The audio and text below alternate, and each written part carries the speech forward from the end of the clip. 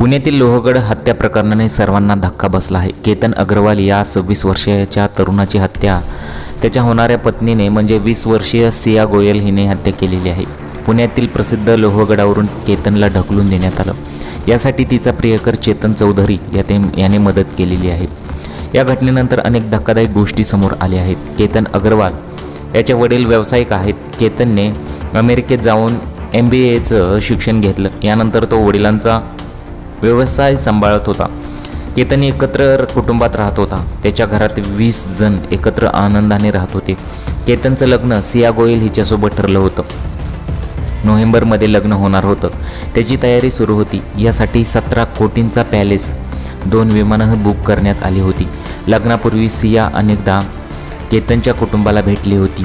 केतनच्या घरात पूजेसाठी ती आली होती। आम्ही अनेकदा शॉपिंगला एकत्र गेलो।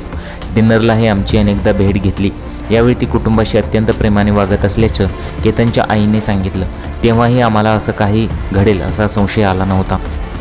केतनच्या हत्येनंतर तिच्या आईने अनेक धक्कादायक गोष्टींचा खुलासा केला।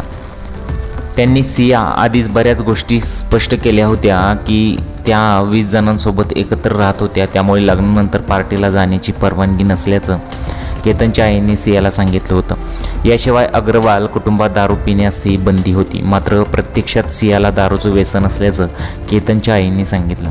केतनच्या हत्येनंतर बऱ्याच गोष्टी समोर आल्या आहेत। ती दारू प्यायली, मात्र गोयल कुटुंबाने ही बाब आमच्यापासून लपवल्याने केतनच्या आईने सांगितलं। त्यामुळे केतनच्या हत्ये प्रकरणात गोयल कुटुंबाला आरोपी करावं अशी मागणी त्यांनी केलेली आहे। अशा प्रकारे ही धक्कादायक ज्या गोष्टी आहेत त्या समोर आलेल्या आहेत। अगोदरच त्या मुलीला दारूचं व्यसन होतं, त्याचबरोबर तिचा दुसरा एक जो प्रियकर होता त्याने मिळून आणि या मुलीने मिळून अक्षरशः केतनला लोहगडावरून ढकलून दिलेलं आहे।